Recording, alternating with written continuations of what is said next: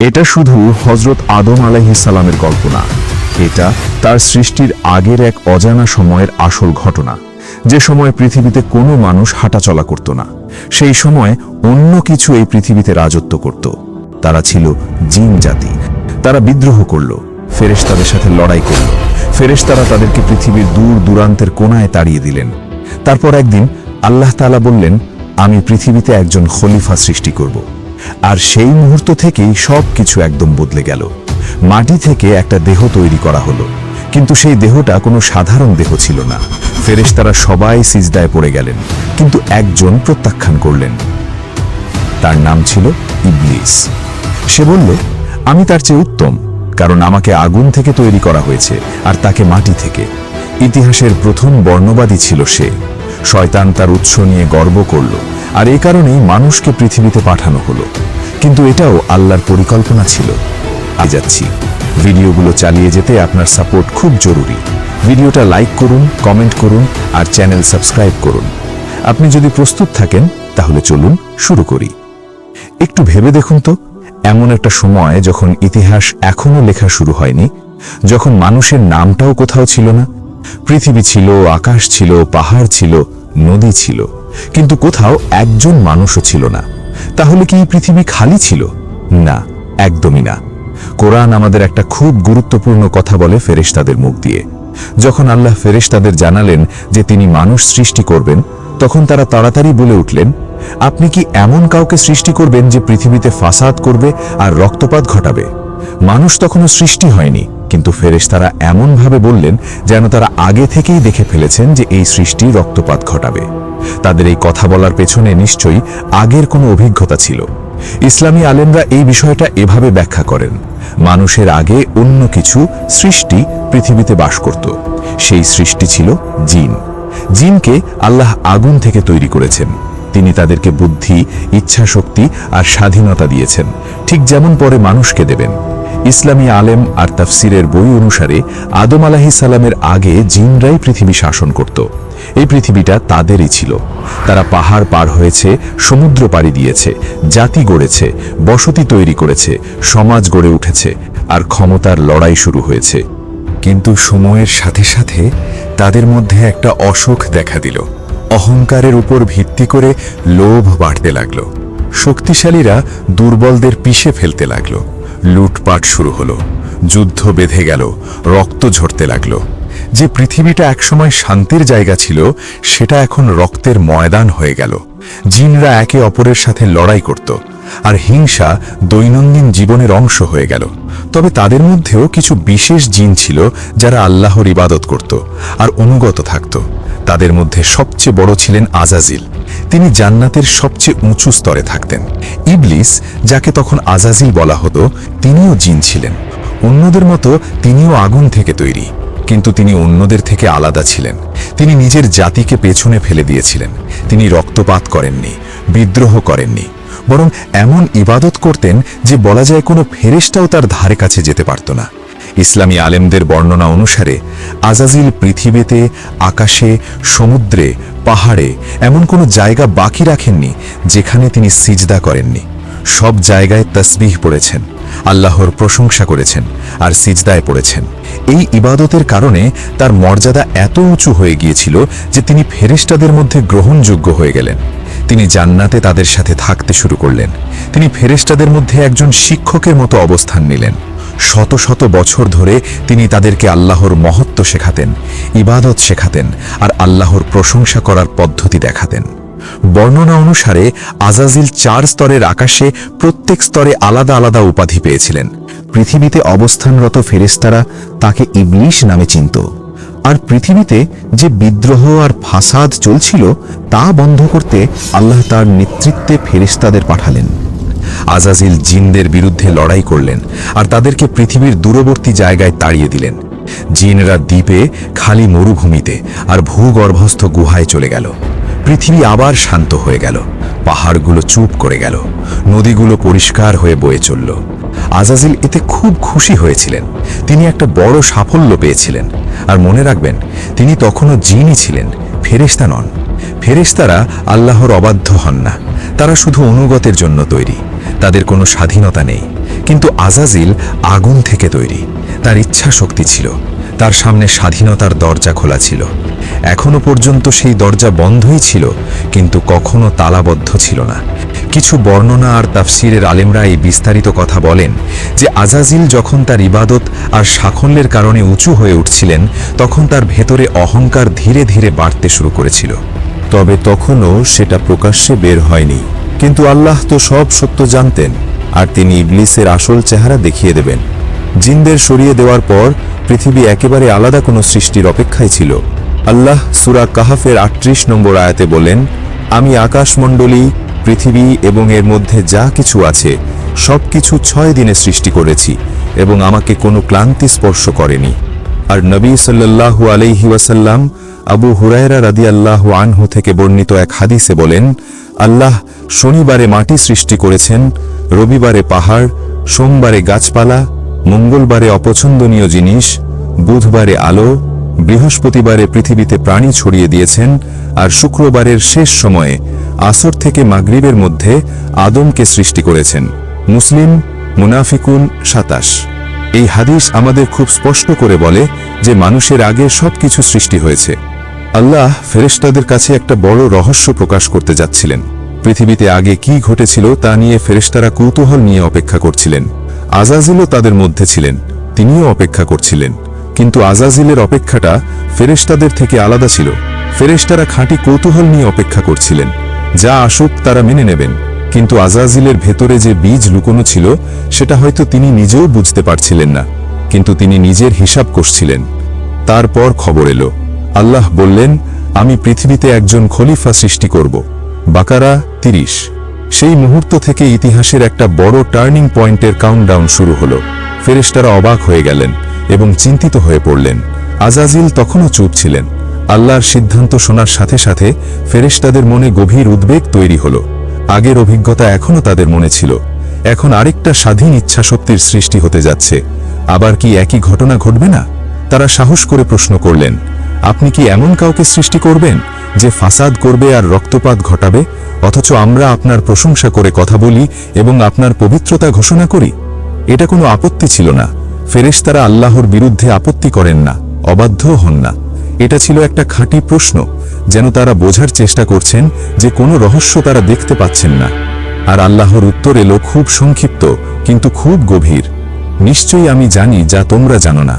এই একটা বাক্যই যেন বিশ্বের সব রহস্যের তালা বন্ধ করে দিল। তোমরা জানো না, কিন্তু আমি জানি। এটাই যথেষ্ট ছিল। ফেরেশতারা চুপ হয়ে গেলেন। তারা মেনে নিলেন এবং অপেক্ষা করতে লাগলেন। সিদ্ধান্ত হয়ে গেল, নতুন সৃষ্টিকে মাটি থেকে তৈরি করা হবে, আর এজন্য পৃথিবীর বিভিন্ন জায়গা থেকে মাটি নিতে হবে। আল্লাহ প্রথমে জিব্রাইল আলাইহিসসালামকে পাঠালেন। জিব্রাইল আলাইহিসসালাম পৃথিবীতে নেমে এলেন।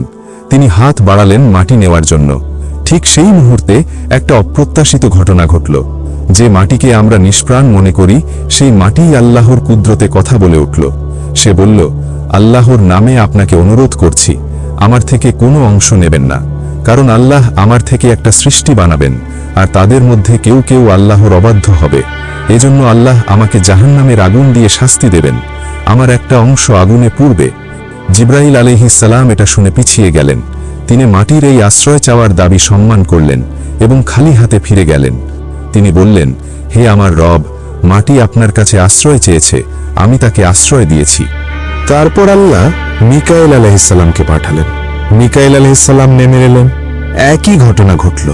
মাটি আবার আশ্রয় চাইল, আল্লাহর নাম নিয়ে অনুরোধ করল। মিকাইল আলাইহিসসালামও তাকে আশ্রয় দিয়ে খালি হাতে ফিরে গেলেন। তারপর ইসরাফিল আলাইহিসসালামকে পাঠানো হলো। তিনিও একই উত্তর পেলেন। তিনিও অনুরোধ সম্মান করে ফিরে গেলেন। ৩ বার ৩ মহান ফেরেশতা ফিরে এলেন। প্রতিবার মাটি কেঁপে উঠে আল্লাহর কাছে আশ্রয় চাইছিল। সে জানত যে তার একটা অংশ নেওয়া মানে কি। সে অনুভব করছিল যে সেই মাটি থেকে মানুষ আসবে, আর তাদের কেউ কেউ জাহান্নামে যাবে, আর সেই মাটির অংশ আগুনে পুড়বে। চতুর্থবার পাঠানো হলো আজরাইল আলাইহিসসালামকে। আজরাইল আলাইহিসসালাম পৃথিবীতে নেমে এলেন। মাটি আবার একই কথা বলল, আল্লাহর নামে অনুরোধ করছি, আমার থেকে কিছু নেবেন না। আজরাইল আলাইহিসসালামের উত্তর এলো খুব দৃঢ়তার সাথে, যা চিরকাল মনে রাখার মতো। তিনি বললেন, আমিও আল্লাহর কাছে আশ্রয় চাই, তার নির্দেশ পালন না করে ফিরে যাওয়া থেকে। আর তিনি মাটি নিলেন, শুধু এক জায়গা থেকে নয়, তিনি পুরো পৃথিবী থেকে নিলেন। বিভিন্ন রঙের, বিভিন্ন ধরনের মাটি, লাল মাটি, সাদা মাটি, কালো মাটি, হলুদ মাটি, শক্ত মাটি, নরম মাটি, লবণাক্ত আর মিষ্টি মাটি, সব একসাথে জড়ো করে আল্লাহর কাছে পেশ করলেন। নবী সাল্লাল্লাহু আলাইহি ওয়াসাল্লাম এই সত্য ব্যাখ্যা করেছেন। আল্লাহ আদমকে পৃথিবীর সব জায়গা থেকে নেওয়া এক মুঠো মাটি থেকে সৃষ্টি করেছেন। এজন্য আদমের সন্তানরা বিভিন্ন রঙের আর বিভিন্ন স্বভাবের হয়েছে। কেউ লাল, কেউ সাদা, কেউ কালো, কেউ মাঝামাঝি, কেউ নরম, কেউ শক্ত, কেউ ভালো, কেউ খারাপ। আবু দাউদ এবং তিরমিজিতে বর্ণিত এই হাদিস আমাদের একটা গভীর বার্তা দেয়। মানুষের মধ্যে রং, স্বভাব আর চরিত্রের পার্থক্য কোনো দুর্বলতা নয়, এটা সম্পদ। আমরা সবাই একই মাটি থেকে এসেছি, কিন্তু সেই মাটির বিভিন্ন অংশ থেকে। কেউ কারো চেয়ে উত্তম নয়, কারণ আমরা সবাই এক মুঠো মাটি থেকে। মাটি আনা হয়ে গিয়েছিল, এখন সেটাকে আকৃতি দেওয়ার সময়। বর্ণনা অনুসারে আল্লাহ তার কুদরতে সেই মাটিকে 40 দিন মিশিয়ে রেখেছিলেন। এই দিনগুলো আমাদের জানা দিনের মতো ছিল না, শুধু আল্লাহই তাদের আসল রূপ জানেন। তারপর সেই মাটির তৈরি কাদাকে জান্নাতে 40 বছর রেখে দেওয়া হলো, তার উপর বৃষ্টি পড়ল। কিন্তু এটা সাধারণ বৃষ্টি ছিল না। বর্ণনা অনুসারে 29 বছর দুঃখের বৃষ্টি পড়েছিল, আর 1 বছর আনন্দের বৃষ্টি পড়েছিল। এজন্যই মানুষের জীবনে দুঃখ আনন্দের চেয়ে বেশি। যদি দুনিয়া একদিন আপনাকে হাসায়, তাহলে অনেক দিন কাঁদাতে পারে। এটা কোনো কাকতালীয় ঘটনা নয়, এটা আমাদের সৃষ্টির মধ্যে রেখে দেওয়া হয়েছে, আমাদের মাটির ওপর যা পড়েছিল। 40 বছর পর সেই মাটি বিভিন্ন ধাপ পার করল। কুরআন এই ধাপগুলো উল্লেখ করেছে। প্রথমে তুরাব অর্থাৎ ধুলো, তারপর মাটি, তারপর আঠালো কাদা, তারপর আকৃতি দেওয়া শুকনো মাটি। প্রত্যেক ধাপ মানুষের একটা অংশকে প্রতিফলিত করে। মাটির নম্রতা, পানির পবিত্রতা, উদ্দেশ্যের দিকে এগিয়ে যাওয়া আকৃতি, আর সবশেষে সেই বিশাল দেহ তৈরি হয়ে গেল। এখন তাদের সামনে একটা বিশাল দেহ ছিল। বর্ণনা অনুসারে প্রায় 70 হাত লম্বা, আজকের মাপে প্রায় 30 মিটার। তার মাথা প্রায় মেঘ ছুঁয়ে যাচ্ছিল। তার চোখ বন্ধ ছিল, মুখ শান্ত ছিল, হাত দুটো পাশে ছিল। সে দেখতে মানুষের মতো, কিন্তু ভেতরটা খালি, যেন একটা মূর্তি, একটা ছাঁচ। আত্মা এখনো আসেনি। ফেরেশতারা সেই দেহের কাছে এলেন। তারা তার চারপাশে ঘুরলেন, পরীক্ষা করলেন, এটা কে, কেন সৃষ্টি করা হয়েছে, কোন উদ্দেশ্যে আল্লাহ এটাকে অস্তিত্ব দিয়েছেন। আর তাদের মধ্যে একজন ছিলেন যিনি এসব প্রশ্ন করছিলেন না, তিনি অন্য কিছু করছিলেন। আজাজিল সেই নিষ্প্রাণ দেহের চারপাশে ঘুরলেন। তিনি খুব মনোযোগ দিয়ে পর্যবেক্ষণ করলেন। তিনি সেই বিশাল আকৃতির উপর ঝুঁকে পড়লেন, যেটার এখনো আত্মা আসেনি, জীবন নেই। তিনি দেখলেন, মাপলেন, মূল্যায়ন করলেন। তারপর বর্ণনা অনুসারে তিনি একটা অস্বাভাবিক কাজ করলেন। তিনি সেই দেহের খোলা অংশ দিয়ে ভেতরে ঢুকে গেলেন, পুরোটা ঘুরে দেখলেন, তারপর বেরিয়ে এলেন আর নিজের মনে বললেন, আমি এই খোলা অংশগুলো দিয়ে এটাকে ধোঁকা দেব।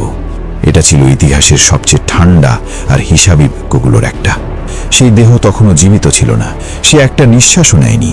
কিন্তু আজাজিল ইতিমধ্যে তার পরিকল্পনা করে ফেলেছিলেন। তিনি ভেতরে ঢুকে দুর্বল জায়গাগুলো খুঁজে বের করেছিলেন আর তার পথ তৈরি করে ফেলেছিলেন। লোভ, কামনা, রাগ, অহংকার। তিনি মনে মনে ঠিক করে ফেলেছিলেন কোন দুর্বলতা কখন ব্যবহার করবেন। আর ফেরেশতারা অন্য কিছু নিয়ে ব্যস্ত ছিলেন। তাদের মধ্যে একটা আলোচনা হলো। শয়তান তাদের দিকে ফিরে প্রশ্ন করলেন, যদি আল্লাহ এই সৃষ্টিকে জীবন দেন, আত্মা দেন, আর তারপর তোমাদের উপর শ্রেষ্ঠত্ব দেন, তাহলে তোমরা কি করবে? ফেরেশতারা অবাক হয়ে বললেন, এটা কেমন প্রশ্ন? অবশ্যই আমরা আমাদের রবের আনুগত্য করব। আজাজিল এই উত্তর শুনে তার ভেতরের বীজটা প্রথমবারের মতো গরম হয়ে উঠল। সেই বিশাল দেহটা জান্নাতে দাঁড়িয়েছিল, অপেক্ষা করছিল। বিশ্ব তার জন্য প্রস্তুত হয়ে গিয়েছিল। পাহাড়গুলো ঠিক জায়গায় ছিল, নদী বয়ে চলছিল, ফলগুলো ডালে ঝুলছিল, সবকিছু তৈরি, শুধু আত্মাটা বাকি ছিল। আর সেই আত্মা ঠিক সময় আসবে। কিন্তু আত্মা আসার আগেই মানুষের স্বভাব দেখা দিতে শুরু করেছিল। বর্ণনা বলে, যখন আত্মা ঢোকানো হবে, তখন সেটা ধীরে ধীরে দেহে ছড়াবে। প্রথমে মাথায়, তারপর চোখে, তারপর গলায়। আর পায়ে পৌঁছানোর আগেই চোখ খুলে জান্নাত দেখার সাথে সাথে আদম আলাইহিস সালাম উঠে দাঁড়াতে চাইবেন। ফলগুলো দেখা যাচ্ছিল, জান্নাতের সৌন্দর্য সামনে। তাড়াতাড়ি করো, এখনই। আত্মা এখনো পায়ে পৌঁছয়নি, কিন্তু তিনি ইতিমধ্যে এগিয়ে যেতে চাইছিলেন। কোরআন এটা খুব স্পষ্ট করে বলে, মানুষকে অধৈর্য করে সৃষ্টি করা হয়েছে। আনবিয়া সালহিস। মানুষের এই অধৈর্যতা সৃষ্টির প্রথম মুহূর্ত থেকেই শুরু হয়েছে। আত্মা পুরোপুরি দেহে বসার আগেই সেই সৃষ্টি নড়তে চেয়েছিল। এখান থেকেই আমাদের অধৈর্যতা এসেছে, এখান থেকেই আমাদের তাড়াহুড়ো, যা আছে তার জন্য কৃতজ্ঞ না হয়ে আরও চাওয়ার ইচ্ছা শুরু হয়েছে। দেহ তৈরি হয়ে গিয়েছিল, মাটি আকৃতি পেয়েছিল, 40 বছরের দুঃখ সেখানে বসে গিয়েছিল। আজাজিল তার পরিকল্পনা করে ফেলেছিলেন, ফেরেশতারা কৌতূহল নিয়ে অপেক্ষা করছিলেন, বিশ্ব নিঃশ্বাস বন্ধ করে অপেক্ষা করছিল। আর আল্লাহ সেই বিশাল দেহে তার রূহ ঢেলে দিলেন। সেই মুহূর্তটা ছিল মানুষের ইতিহাসের শুরু। আত্মা সেই বিশাল দেহের দিকে এগিয়ে গেল, নাক দিয়ে ঢুকলো আর ছড়াতে শুরু করলো। প্রথমে মাথায় পৌঁছলো, চোখ খুলে গেল, আর সেই চোখ প্রথমবার জান্নাত দেখল। অসীম বাগান, রঙিন ফল, পরিষ্কার নদী, বর্ণনাতেই তালো। দেহের বাকি অংশে তখনও আত্মা পৌঁছয়নি, একটা নিঃশ্বাসও নেওয়া হয়নি, কিন্তু চোখ খোলা আর জান্নাত দেখা যাচ্ছিল। তারপর আত্মা গলার দিকে নামল, আর আদম আলাইহিসসালাম হাঁচি দিলেন।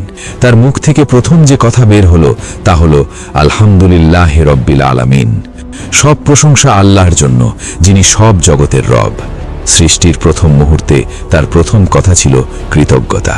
তিনি তখনও কিছু অনুভব করেননি, কোনো নিয়ামতের স্বাদ পাননি, কিন্তু চোখ খুলে জান্নাত দেখার সাথে সাথে তার মুখ থেকে যে শব্দ বের হলো তা ছিল আল্লাহর প্রশংসা। আর আল্লাহ উত্তর দিলেন, আল্লাহ তোমার প্রতি রহম করুন। সেখানে উপস্থিত ফেরেশতারাও বললেন, আল্লাহ তোমাকে হেদায়েত করুন আর আমাদেরকেও হেদায়েত করুন। তারপর আল্লাহ জিজ্ঞাসা করলেন, আমি কে? আদম আলাইহিসসালাম উত্তর দিলেন, আপনি আল্লাহ, আপনি ছাড়া কোনো উপাস্য নেই। আল্লাহ বললেন, তুমি সত্য বলেছ। এটা ছিল মানুষ আর তার রবের মধ্যে প্রথম কথোপকথন, প্রথম প্রশ্ন, প্রথম উত্তর, প্রথম স্বীকৃতি। আর আদম আলাইহিসসালাম যে উত্তর দিয়েছিলেন সেটাই ছিল বিশ্বের সার অংশ, তাওহীদ। আল্লাহ ছাড়া কোনো উপাস্য নেই। আর তিনি প্রথম নিজের কথা এটা বলেছিলেন। আত্মা ধীরে ধীরে দেহে ছড়াতে থাকলো, যেখানে পৌঁছালো সেখানে জীবন তৈরি হতে লাগলো। রক্তপ্রবাহ, উষ্ণতা, নড়াচড়া। আত্মা তার হাঁটুতে পৌঁছালো, আর ঠিক সেই মুহূর্তে আদম আলাইহিসসালাম উঠে দাঁড়াতে চাইলেন, কারণ তার চোখ জান্নাত দেখেছিল, ফল দেখা যাচ্ছিল, সৌন্দর্য সামনে। আত্মা তখনও পায়ে পৌঁছায়নি, কিন্তু তিনি ইতিমধ্যে এগিয়ে যেতে চাইছিলেন। তারপর আত্মা পুরোপুরি ছড়িয়ে গেল, দেহ জীবিত হয়ে গেল। আদম আলাইহিসসালাম উঠে দাঁড়ালেন, প্রায় 30 মিটার লম্বা, মাথা মেঘ ছুঁয়ে যাচ্ছে, শক্তিশালী, মহিমান্বিত, জীবিত। প্রথম মানুষ অস্তিত্ব লাভ করলেন। এখন একটা বড় পরীক্ষার সময় এসেছে। আল্লাহ ফেরেশতাদের দেখিয়ে দেবেন যে আদম আলাইহিসসালামকে সৃষ্টি করার পেছনে কি রহস্য ছিল। যখন তিনি বলেছিলেন, আমি পৃথিবীতে খলিফা সৃষ্টি করব, তখন তারা চিন্তিত হয়েছিলেন। এখন সময় এসেছে তারা দেখুক আর বুঝুক। আল্লাহ আদম আলাইহিসসালামকে সব নাম শিখিয়ে দিলেন। কুরআন বলে, আল্লাহ আদমকে সব নাম শিখিয়ে দিলেন। বাকারা 31। কিন্তু এই শেখানোটা শুধু মুখস্থ করানোর মতো ছিল না। আদম আলাইহিসসালামকে শুধু নামই দেওয়া হয়নি, প্রত্যেক জিনিসের বাস্তবতাও দেওয়া হয়েছে। কোন জিনিস কি, কেন তৈরি, বিশ্বে তার অবস্থান আর তার গভীর জ্ঞান। পৃথিবী আর আকাশের মধ্যে সবকিছুর নাম আর রহস্য তার আত্মায় রেখে দেওয়া হলো। তারপর আল্লাহ ফেরেশতাদের দিকে ফিরে বললেন, যদি তোমরা সত্যবাদী হও তাহলে এগুলোর নাম বলো। ফেরেশতারা চুপ হয়ে গেলেন। এই মহান সৃষ্টিরা, যারা জ্ঞান আর ইবাদতে ভরপুর, তারা এই প্রশ্নের উত্তর দিতে পারলেন না, কারণ এই জ্ঞান তাদের দেওয়া হয়নি। তারা নম্রতা আর সততার সাথে বললেন, আপনি পবিত্র, আমাদের কোনো জ্ঞান নেই যা আপনি আমাদের শেখাননি। নিশ্চয়ই আপনি সর্বজ্ঞ, প্রজ্ঞাময়। বাকারা 32। তারপর আল্লাহ বললেন, হে আদম, তাদের নাম বলো। আর আদম আলাইহিসসালাম শুধু নামই বললেন না, প্রত্যেক জিনিস কি, কেন সৃষ্টি হয়েছে, তার গুণাবলী, বিশ্বে তার অবস্থান, এমনকি তার বংশধরদের নাম আর ক্ষমতাও ব্যাখ্যা করলেন। ফেরেশতারা অবাক হয়ে একে অপরের দিকে তাকালেন। যে জ্ঞান তাদের দেওয়া হয়নি, সেই জ্ঞান এই মাটি থেকে তৈরি সৃষ্টিকে দেওয়া হয়েছে। আল্লাহ আদম আলাইহিসসালামকে নাম শেখানোর পেছনে আরো গভীর অর্থ আছে। ফেরেশতারা ক্ষুধা অনুভব করেন না, তাই তারা আল্লাহর নাম আর রাজ্জাকের পুরো অর্থ বুঝতে পারেন না। তারা শুধু তথ্য হিসাবে জানেন, কিন্তু অনুভব করতে পারেন না। ফেরেশতারা অসুস্থ হন না, তাই তারা আশ-শাফির অর্থ সীমিতভাবে বোঝেন। তাদের আত্মা সংকীর্ণতা বা প্রসারতা অনুভব করে না, তাই তারা আল বাসিতকে পুরোপুরি উপলব্ধি করতে পারেন না, যিনি হৃদয় প্রসারিত করেন আর কষ্টের পর স্বস্তি দেন। ফেরেশতারা পাপ করেন না, তওবাও করেন না, তাই তারা আত-তাওয়াব বা আল গাফফারের গভীরতা সত্যিকার অর্থে বুঝতে পারেন না। যে সৃষ্টি কখনো পাপের বোঝা বহন করে না, কখনো অনুশোচনা অনুভব করে না, সে ক্ষমার গভীরতা পুরোপুরি অনুভব করতে পারে না। তাই ফেরেশতারা আল্লাহর অনেক নাম আর গুণ জানলেও তাদের বোঝা সীমিত। কিন্তু মানুষকে খুব বিশেষভাবে সৃষ্টি করা হয়েছে। মানুষকে শুধু আল্লাহর নাম আর গুণ জানার জন্য নয়, সেগুলো অনুভব করার জন্য সৃষ্টি করা হয়েছে। এটাই মানুষ সৃষ্টির গভীর রহস্য। আল্লাহ চান তার নাম আর গুণাবলী মানুষের মাধ্যমে পরিচিত হোক এবং মানুষের দ্বারা অনুভূত হোক। এখন বাইবেলে এটা কিভাবে বলা হয়েছে? এটা কি ইসলামের সাথে মেলে? বাইবেল অনুসারে আদম নিজেই প্রাণী আর জিনিসের নাম দিয়েছিলেন।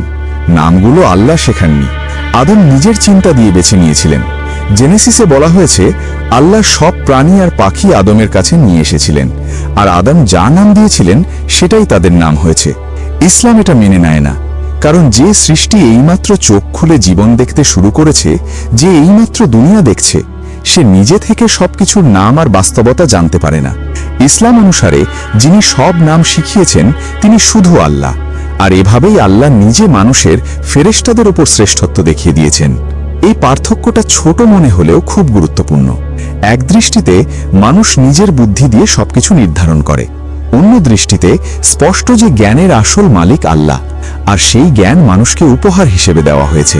কেউ হয়তো বলবে মানুষ নিজে শেখে, কিন্তু সেই শেখাটাও আল্লাহর ইচ্ছায় হয়। আল্লাহই অনুমতি দেন, চিন্তা আর অনুপ্রেরণা মনে রাখেন। এখন প্রমাণ স্পষ্ট হয়ে গিয়েছিল। ফেরেশতারা দেখেছিলেন এই সৃষ্টিকে এমন জ্ঞান দেওয়া হয়েছে যা তাদের ছিল না। তারপর আল্লাহ বললেন, আদমকে সিজদা করো, আর তা ঘটল। অসংখ্য ফেরেশতা, জান্নাতের প্রত্যেক কোণায় থাকা সেই মহান সৃষ্টিরা সবাই একসাথে সিজদায় পড়ে গেলেন।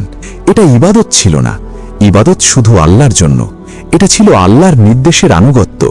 আদম আলাইহিসসালামকে যে মর্যাদা, সম্মান আর অবস্থান দেওয়া হয়েছে তা দেখানো। বর্ণনা অনুসারে ফেরেশতারা অনেকক্ষণ সিজদায় রয়ে গিয়েছিলেন। আল্লাহ তার সৃষ্টিকে সম্মান দেখানোর নির্দেশ দিয়েছিলেন। এই সিজদা ছিল আল্লাহর সৃষ্টির মহত্ব স্বীকার করা। কিন্তু একজন ছিলেন যিনি সিজদা করেননি, আজাজিল, যিনি শত শত বছর ফেরেশতাদের শিখিয়েছেন, যিনি সামনের সারিতে আলোয় ঝলমল করছিলেন। তিনি সিজদা করেননি, তিনি দৃঢ় হয়ে দাঁড়িয়ে রইলেন। ফেরেশতারা অবাক হয়ে মাথা তুললেন। তাদের শিক্ষক সিজদা করেননি, তারা কি করলেন? বর্ণনা বলে তারা বললেন, হে আমাদের রব, আপনি আমাদের সিজদা করার অনুমতি দিয়েছেন, কিন্তু আমাদের আরেকটা সিজদা করতে দিলেন না আপনাকে ধন্যবাদ জানাতে। আর তারা আবার সিজদায় পড়লেন। কিছু আলেম এটাকে নামাজে 2 সিজদার রহস্য হিসেবে উল্লেখ করেন। তারপর আল্লাহ জিজ্ঞাসা করলেন, হে ইবলিস, যখন আমি নির্দেশ দিলাম তখন তোমাকে কি সিজদা করতে বাধা দিল?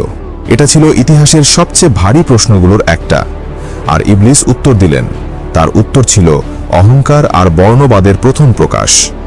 আমি তার চেয়ে উত্তম। আপনি আমাকে আগুন থেকে তৈরি করেছেন আর তাকে মাটি থেকে। একটা রুক্ষ যুক্তি। দেখুন তো, আগুন মাটির চেয়ে উত্তম। আমি আগুন থেকে, সে মাটি থেকে, তাই আমি উত্তম। ইবলিস হয়তো ইতিহাসের প্রথম দার্শনিক ছিলেন। তিনি নিজের যুক্তি ব্যবহার করেছিলেন, কিন্তু তার যুক্তিতে সবচেয়ে গুরুত্বপূর্ণ সত্যটা বাদ পড়ে গিয়েছিল। আল্লাহ নির্দেশ দিয়েছিলেন। যখন আল্লাহ নির্দেশ দেন তখন রহস্য নিয়ে প্রশ্ন করা হয় না, আনুগত্য করতে হয়। আল্লাহের অসীম জ্ঞান আছে। আপনি সেই মুহূর্তে না বুঝলেও মেনে নিতে হয় যে তার জ্ঞান আপনার চেয়ে অনেক বড়। কিন্তু ইবলিস অন্য কিছু করলেন। তিনি নিজের বুদ্ধিকে আল্লাহের নির্দেশের উপরে রাখলেন। তিনি আল্লাহের নির্দেশের উপরে শ্রেষ্ঠত্ব দাবি করলেন। তাই ইবলিসের পাপটা শুধু মানুষের প্রতি হিংসা বা অহংকার ছিল না, যেমন অনেকে ভাবেন। এটা অনেক গভীর ছিল। তিনি বলছিলেন, আপনি স্পষ্ট নির্দেশ দিলেও আমি মানব না, কারণ আমি মনে করি আমার পথ সঠিক। এটাই অহংকারের সবচেয়ে বিপজ্জনক রূপ, নিজের চিন্তাকে আল্লাহের নির্দেশের ওপরে রাখা। আর এই ফাঁদ ইতিহাস জুড়ে বারবার দেখা গেছে। আজও কিছু মানুষ আল্লাহ আর তার রাসূল যা স্পষ্ট বলেছেন তা প্রত্যাখ্যান করে, শুধু নিজের ভিন্ন চিন্তার কারণে। আল্লাহ আমাদের সবাইকে ক্ষমা করুন। ইসলামে এটাই আসল প্রথম পাপ। খ্রিস্ট ধর্মে প্রথম পাপ আদম আলাইহিসসালামের নিষিদ্ধ ফল খাওয়ার সাথে যুক্ত। কিন্তু ইসলামে এটা আরও আগে থেকে শুরু। ইবলিস সিজদা করতে অস্বীকার করা আর নিজের যুক্তিকে আল্লাহের নির্দেশের উপরে রাখা থেকে। আর এই পার্থক্যটা খুব গুরুত্বপূর্ণ, কারণ ইসলাম শেখায় পাপ ব্যক্তিগত, কেউ অন্যের পাপ বহন করে না। আর ইসলাম অনুসারে নবীরা পাপ করেন না, তারা ভুলে যেতে পারেন, কিন্তু ভুলে যাওয়া কাজকে পাপ গণ্য করা হয় না। আমরা শীঘ্রই ভুল বোঝা নিষিদ্ধ গাছের বিষয়ে আসব। এখন গল্পে ফিরে আসি। আল্লাহ ইবলিসের বিদ্রোহ দেখিয়ে দিলেন এবং তার ভেতরে যা লুকানো ছিল তা বের করে আনলেন। তারপর তিনি রায় দিলেন, তাহলে এখান থেকে নেমে যাও, তোমার এখানে অহংকার করার অধিকার নেই, বের হয়ে যাও, তুমি নিচুদের মধ্যে। আরাফ 13। সেই মুহূর্তে ইবলিসের সব সৌন্দর্য কেড়ে নেওয়া হলো। শত শত বছরের ঝলমলে চেহারা, উঁচু মর্যাদা, সম্মান সব মুহূর্তে অদৃশ্য হয়ে গেল। তার মুখ কুৎসিত হয়ে গেল, আকৃতি বদলে গেল। আল্লাহের অভিশাপের ভার তার ওপর পড়ল। তাকে জান্নাত থেকে, ফেরেশতাদের মধ্যে থেকে আর আল্লাহের সান্নিধ্য থেকে বের করে দেওয়া হলো। কিন্তু বের হওয়ার সময় তিনি একটা অনুরোধ করলেন, আমাকে সময় দিন কিয়ামতের দিন পর্যন্ত। আরাফ 14। আল্লাহ তাকে সময় দিলেন, কারণ এটাও পরীক্ষার অংশ ছিল। মানুষকে স্বাধীন ইচ্ছা শক্তি দিয়ে সৃষ্টি করা হয়েছে, আর সেই ইচ্ছাকে বাস্তব করতে একজন শত্রু থাকতে হবে। ইবলিস সেই শত্রু। আর এই সময় নিয়ে ইবলিস প্রতিশোধ আর ঘৃণায় কাপা গলায় প্রতিজ্ঞা করলেন, যেহেতু আপনি আমাকে পথভ্রষ্ট করেছেন, আমি তাদের জন্য আপনার সোজা পথে বসে থাকব। তারপর আমি তাদের কাছে আসব সামনে থেকে, পেছন থেকে, ডান দিক থেকে আর বাম দিক থেকে, আর আপনি তাদের অধিকাংশকে অকৃতজ্ঞ পাবেন। আরাফ 16-17। লক্ষ্য করুন, ইবলিস 4 দিকের কথা বলেছেন, কিন্তু ওপরের দিকের কথা বলেননি, কারণ ওপরের দিকটা আল্লাহের দিকে যায়। যখন কেউ হাত তুলে আল্লাহকে ডাকে, তখন ইবলিসের শক্তি ভেঙে যায়। সে সেদিক থেকে আসতে পারে না, চেষ্টা করলেও মানুষ দেখে পালিয়ে যায়। আর এখানে একটা গুরুত্বপূর্ণ কথা লক্ষ্য করবেন, ইবলিস আল্লাহকে দোষ দিলেন। এটা সবচেয়ে বিপজ্জনক পাপগুলোর একটা। আপনি যা করেছেন তার জন্য আল্লাহকে দোষ দেওয়া। যদি তাকে পরীক্ষা না করা হতো, তাহলে তার লুকানো কলুষতা কখনো প্রকাশ পেত না। তিনি মিথ্যা ইবাদতের ছবি নিয়ে জান্নাতে থাকতেন, কিন্তু নিজের দিকে তাকিয়ে তওবা করার বদলে তিনি আল্লাহকে দোষ দিলেন আর প্রতিশোধ বেছে নিলেন। আর আল্লাহ এটা মানুষের পরীক্ষার অংশ হিসাবে অনুমতি দিলেন, কারণ মানুষকে উঠতে হলে এমন কিছু থাকতে হবে যা তাকে টেনে নামায়। সংগ্রাম ছাড়া মানুষ অসতর্ক হয়ে যায়। কষ্ট, সমস্যা, যন্ত্রণা মানুষকে আল্লাহর দিকে আরো ফিরিয়ে দেয়, তার নামগুলো আরো আবিষ্কার করতে সাহায্য করে আর বড় করে। হয়তো ইবলিস এটা বুঝতে পারেননি, তার মাধ্যমে অনেক মানুষ উঠবে, কিন্তু তিনি শুধু অন্যদের টেনে নামানোর দিকে মনোযোগ দিয়েছিলেন। আল্লাহ আমাদের শয়তানের অনুসরণ থেকে হেফাজত করুন। তার সৃষ্টির পেছনে আরো অনেক রহস্য আছে, আল্লাহই সবচেয়ে ভালো জানেন। সেই মহান দৃশ্য শেষ হয়ে গিয়েছিল, ইবলিসকে বের করে দেওয়া হয়েছে।